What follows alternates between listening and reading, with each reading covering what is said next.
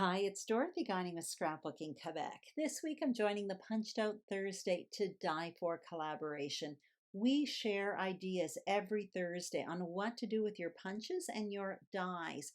I will put links to all the other participants below, so be sure to check out their channels for more tool inspiration. Here's what I'm going to be creating, a 12 by 12 layout, and I'll be using dies to build an interesting foundation page and create my embellishment clusters.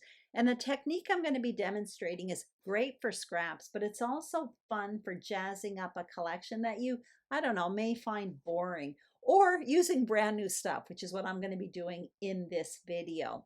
My plan is to dig into the Simple Stories Hearth and Home collection, and I also have a metallic paper pad that's from Tim Holtz. Here are the tools I'll be using. I'll talk more about them throughout the process, and I'll list everything I'm using in the description box below. So without further ado, let's get started. And in advance, I prepared a frame style foundation page with 3 sheets of paper, and I did gut 2 of them. There is a tutorial on my channel where I explain how to do that, so that will be listed below. In white cardstock, I matted that 4x6 photo, and I'm just showing you the papers that I've selected from this collection. So I've selected 4 different pattern papers in addition to the paper that I gutted from behind the foundation page. Now the black paper is cardstock, but that wood grain paper is also from the Hearth and Home collection. I have this metallic paper pad handy, but all I end up doing is digging into the scraps. I save every scrap of that Tim Holtz metallic paper. I do have some embellishments from the Hearth and Home collection handy, along with a few title options. So again, I'll talk more about this later on throughout the process. I have my basket of tools. I don't use that many for this process. You're going to see the first tool I start using is a stitched square die. Now this one is from a retired collection from Stampin' Up called Stitched Shapes. What I'm using here is the 2 5/8 of an inch stitched square. That came out pretty awkwardly, but anyway, what I'm going to do with that is cut out a bunch of squares and 5 different patterned papers. I end up only using 4 of them, but at this point I don't know that. For this, obviously you can use a square punch, a square die, or you can simply cut out squares with a straight trimmer. Also, I'd like to point out 2 5/8 of an inch isn't really that important. You can use the size of square that you have on hand. So I stop filming here. I continue cutting out a bunch of squares, and you can see I have them all here on my desk. Now what I plan to do is create a triangle essentially with these squares.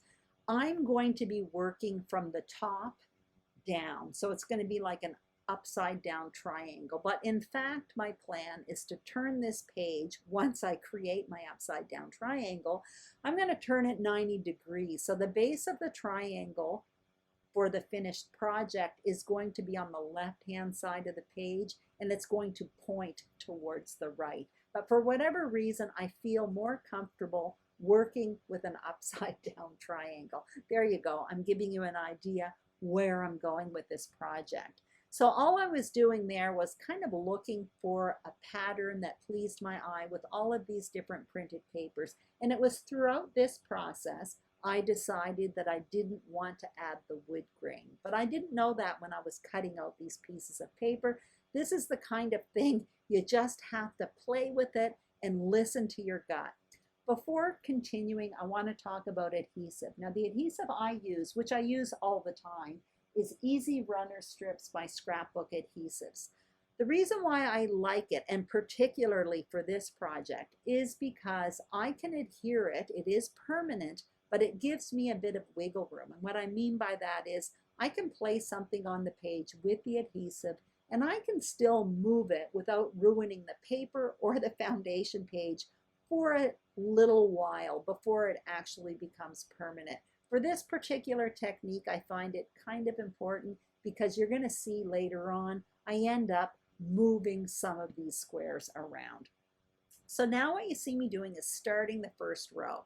I am trimming down some of these squares, and there's no real pattern here. What I'm looking for is to create the first row, which is the base of my triangle, I want all of these squares to be different. That was all I was looking for.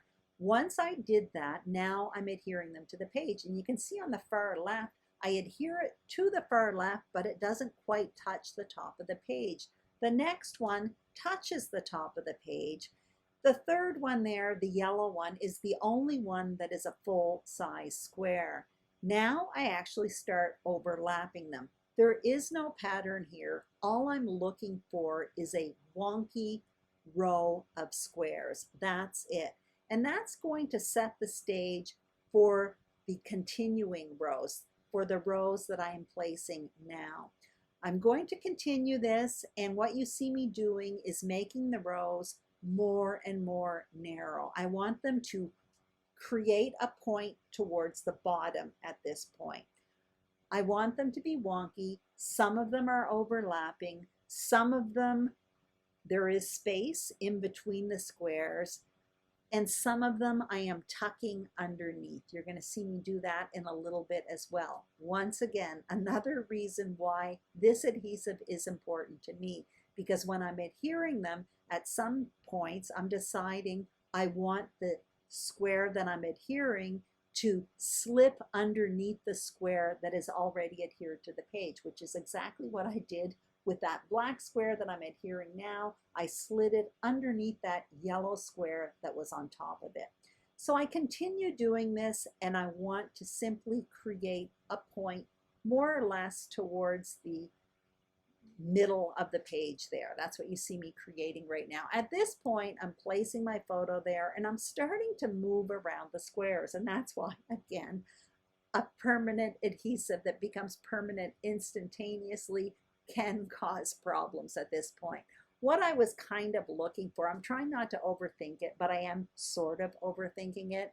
For example, the paper with the large yellow flowers, I kind of made sure once the photo was placed on the page that they created a triangle around the photo. Same thing for the yellow squares, same thing for those rust plaid squares. And you'll see what I mean in a moment when I actually place the photo to the page. At this point, I have kind of a hole in the middle because I know my photo is going to cover it up, but I decide to fill it in anyway. And I'm doing that mostly because I don't know exactly where I'm going to place my photo. I know it's going to be in the middle, but I definitely don't want there to be a white space there.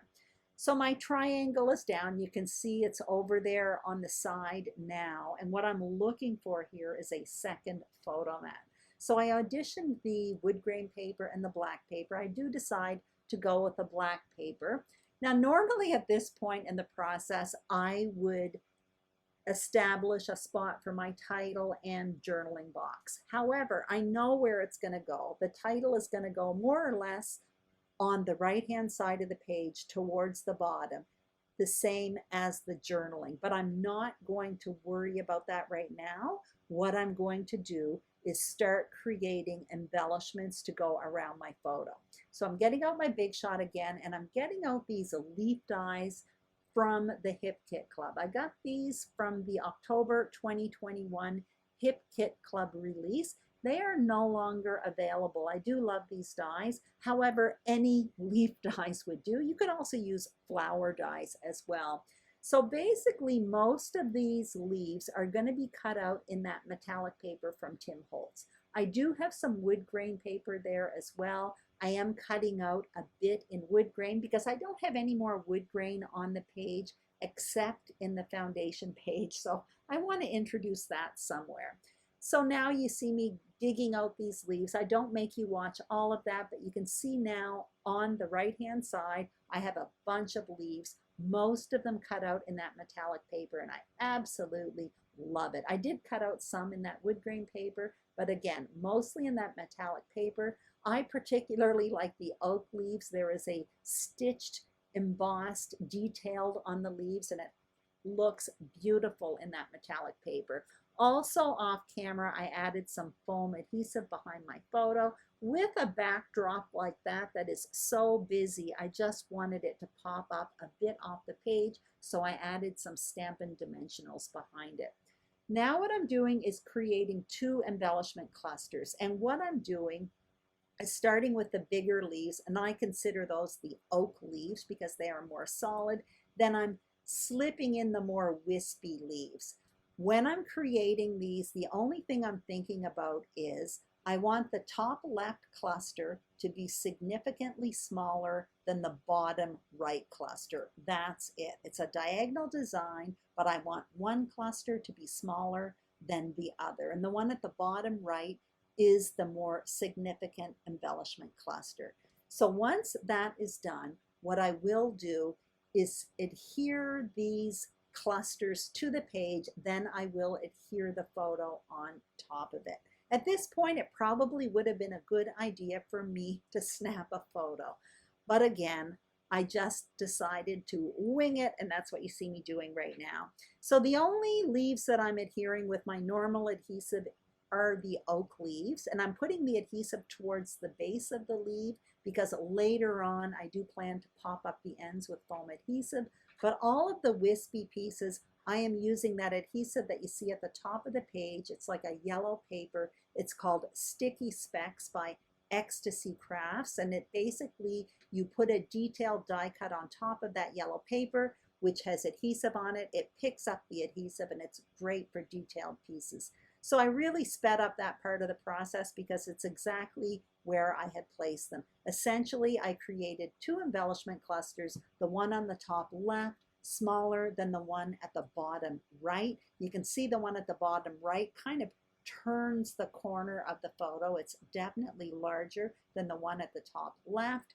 And that's it. It was very, very simple. And I'm keeping these very simple, but I do find that the metallic leaves are beautiful. So adding a lot more to it, I think, would take away from the beauty of these metallic leaves. So now what I'm looking for, you can see that I did adhere my photo down on top of it, but I do need a title. So I decided to go with Hello Fall, and fall is from Foam Alphas. Those are from Simple Stories, and the hello comes from an old titles collection from a Simple Stories collection as well, from the Kate Nash collection, but I don't want to adhere that quite to the page at this point because I am planning on doing my journaling directly on the page. But what you see me taping to the page right now is a very well-loved stencil. I think it was from Carta from their Home Again collection. I will list it below. I'm not sure if it's still available. I used to use that a lot, as you can see by the stains on it. And what I'm doing is I simply positioned it where I wanted it to go. I used that mint tape to mask the areas that I didn't want to ink. And then I used a sponge brayer with VersaFine Clair black ink. It's called Nocturne, I think. And that way I had those lines kind of go on a diagonal as well. So I'm really happy with that look. I forgot about that tool, but I absolutely love it. Now I'm adhering my title down. I'm putting hello on top of it. Now at this point, I do have some other embellishments I can dig into. But before I do that, I just want to pop up the ends of those oak leaves there, just to add a little bit of lift to those embellishment clusters. And I do have some other embellishments that I did select in case I wanted to use them, all from the Hearth and Home collection. I end up getting them out. However, I really love this layout, just the way it looks right now. I find that the photo mat with all of those pattern papers definitely has an impact on the page. It has quite a bit of visual weight.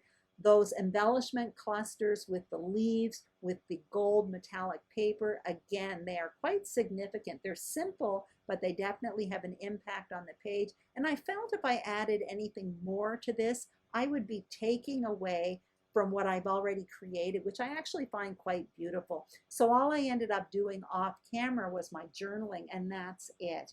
Anyway, I hope you enjoyed this video. If you did, I'd greatly appreciate a thumbs up. If you haven't subscribed to my channel, I would be thrilled if you did. And if you are a subscriber, thank you very, very much.